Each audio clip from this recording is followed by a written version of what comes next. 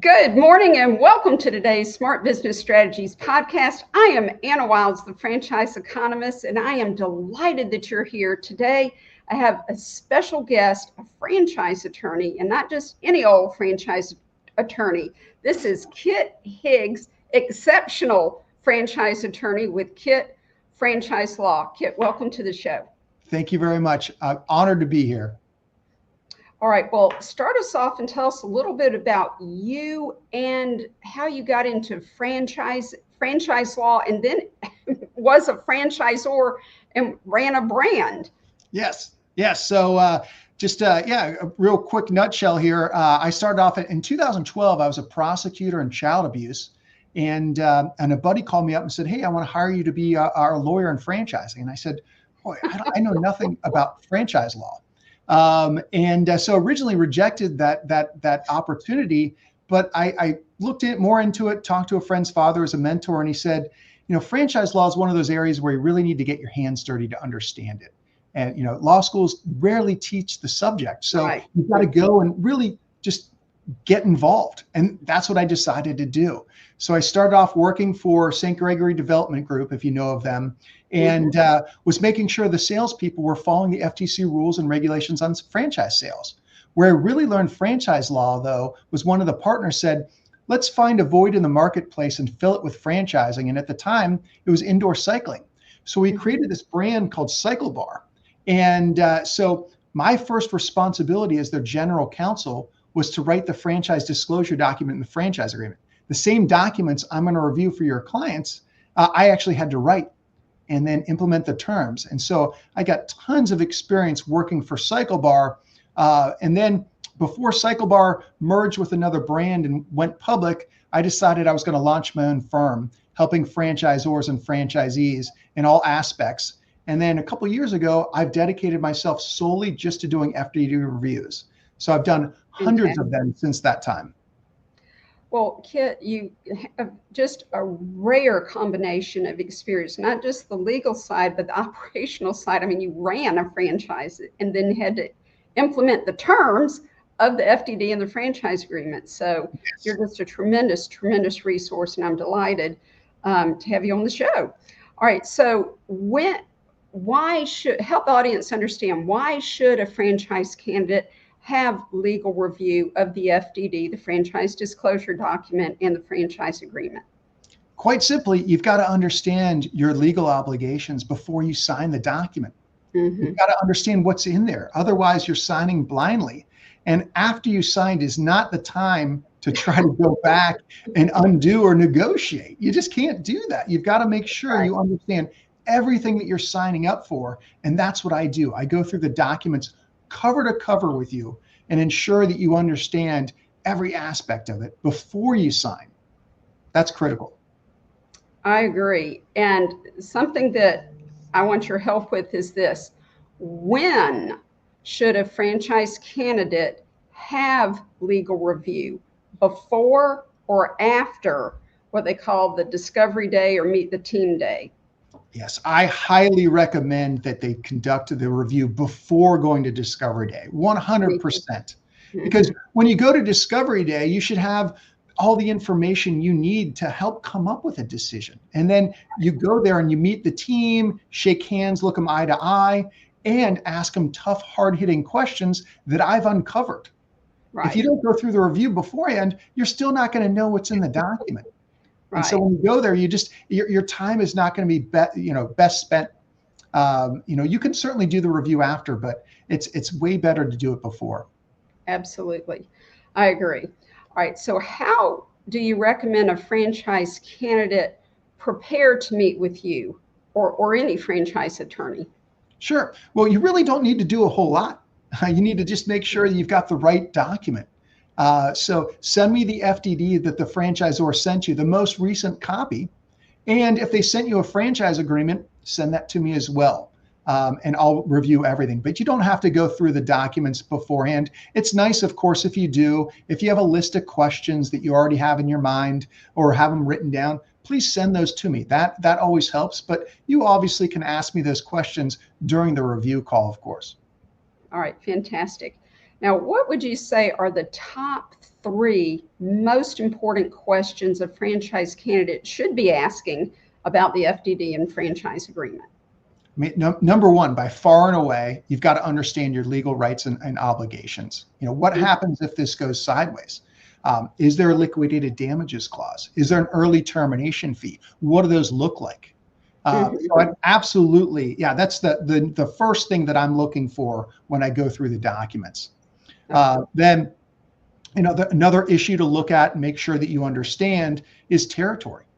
Is it exclusive? Or can the franchisor sell things online to a customer in your area? Are there other franchisees that can, service customers in your area? What about advertising in different territories? That's really important as well. And then another one is, is there anything that the franchisor is telling you right now that they say, oh yeah, you're allowed to do this, but it's kind of making you question whether or not that is actually acceptable. And so basically it's just making sure that whatever they're promising you is in the agreement. Yeah. So they can't make oral promises outside the document and say, oh, well, we'll do this for you or that for you. It's got to all be contained in the document you're signing. What, if anything, can be negotiated in a franchise agreement, Kit? Well, I know from experience, most franchisors are rarely going to change anything. Bingo, I'm so glad you said that. I had the same philosophy. I mean, and really good franchise lawyers are going to say, look, we don't change anything. Because when you're operating a franchise system like I did when I was at Cycle Bar, you've got a lot of things that are changing all the time. And you don't want to have 50 different contracts and 50 different terms when you're looking at implementing system-wide change. And so you want to make sure everybody's operating on the same document so that you can, change a vendor without having to go to that individual franchisee and see, all right, are we allowed to do this with this one client or not? I tell you what, I have a former colleague who was a franchisor and is now a franchise consultant. And she said that when people wanted to negotiate the franchise agreement or the FDD, any of the terms, she said, we don't love you any more than we love any of our other franchisees, and you get the same great deal. Yes. And, and a big no-no is to say, oh, well, I want to negotiate the franchise fee, the royalty fee, marketing fee. I mean, you can't do that. You can't buy into the franchise and say, well, now I want to change everything. That's just not the way that franchising works.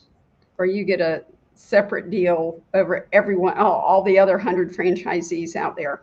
Yeah. It used to be called the uniform, right? Uniform meaning you get the same deal everybody else gets. Yes. Now it's called the FDD, the Franchise Disclosure Document. Okay, so next question. So something that I hear a lot and people are very concerned about is that they have to give a personal guarantee when they sign the franchise agreement. Will you speak to that, please, Kit? Yes, absolutely. Every single franchise agreement that I've reviewed includes a personal guarantee. It's just every single one. I want the audience to hear that. Yes. So if you're buying a franchise, you will have to sign a personal guarantee without a doubt every time. And it's there to protect the franchisor.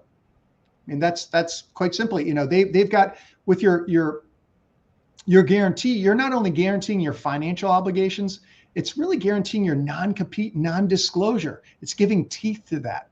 So you really shouldn't be afraid of the personal guarantee if you're going to buy a franchise. You should understand it, of course. Go through it with me.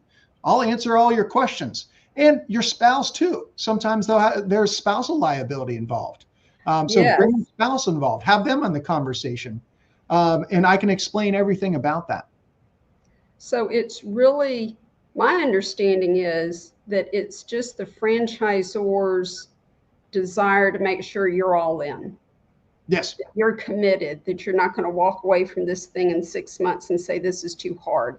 So they want you and your spouse to give a personal guarantee. Yeah, and the spousal guarantee really is about the non-compete and non-disclosure aspect, because they're going to be learning a lot about this business. Yeah. And so you don't want to have them, if you're a franchisor, you don't want to have the spouse learning the secret sauce and then all of a sudden creating a competing business. And Yes. I've actually seen that happen. Yes. So, and that was not fun. Well, another way that not doing illegal, but just from my perspective, from being a franchise consultant for over 20 years, is that the FDD is there to protect the brand. And when someone becomes part of the brand, it protects them and their investment as well. Would you agree with that? Absolutely. Absolutely. Yeah. The franchise agreement is there to protect the franchisor and the franchisee just as much, because you don't want to have, the opportunity for a rogue franchisee to really go and harm the system. You Right. want to make sure that the franchisor has disciplinary measures in place to stop that or get out, bad seeds. Right. I've had so many people read FDD and then say, oh, it was egregious. They can take it away from me. It's horrible. They want my firstborn and all this kind of stuff. And I use the analogy, Kit, of it's like when you remember when you were in college and you leased an apartment and you had a lease agreement.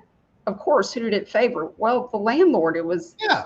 his or her property, his or her asset, and they're protecting it. And they just want to make sure that if you're going to use it, that you treat it properly. So, Yeah, it's not a document you really need to be afraid of. It's a document you need to understand. Once you understand it, you'll realize, oh, wow, it's not that scary. It's there to help me and them. right. And I always say I like an FDD that has some teeth in it, where they can go after the rogue franchisees. And it's not the people that I work with. It's just not. I mean, yeah, absolutely. Yeah. All right. So it's not those icky parts, or what you think are icky is not not ever going to be affecting you. All right. So share a real story, if you can, of someone who did skip the legal review and regretted it. Yes. So I had a client who called me out of the blue last year. I never heard of her, and said she was having issues with the franchisor. And she sent me over the file. She had built this location out for a franchise that will remain unnamed, but it was $750,000 is what it cost her to build this thing out. And after she got into it, she realized it's not as what they were saying. It's not as advertised. It's all smoke and mirrors. So I take a look, and within a minute, I saw that she received the wrong FDD. They sent her the wrong year's FDD that did not include an item 19 in it. And then they did not register in California. And so I had alarm bells going off just immediately. And then the further I dug into this, it was, boy, oh boy. First of all, why did you sign this? And she had no idea. Because if I did a review, I would have spotted these issues immediately. Yeah. And she wouldn't have invested this money. I mean, because when you look through it and you put it all of it together, you could tell this was just not a good opportunity. And so now she's in $750,000, and it's very hard to get that money back out. And then just last week, I had a client who was 90% in, 99% in, did the review and saw an item 20 that the franchisor had just shut down 30 locations last year out of a system that only had 60. My word. And he didn't see that. He didn't see that little thing that could be a big issue to him. Right. And so, it's just making sure that you understand everything as much as possible before you buy in. It's a great opportunity to get involved in business. Absolutely. But you need to make sure you understand what's in those documents. Well, Kit, thank you so much for being on the show and sharing this wisdom. This is fantastic, audience. This is Kit Higgs with Kit Franchise Law. Thank you so much for being here, Kit. I appreciate it. Thank you. I enjoyed my time. I'm Anna Wilds, the franchise economist. See you then, and be wildly wealthy in all areas of your life.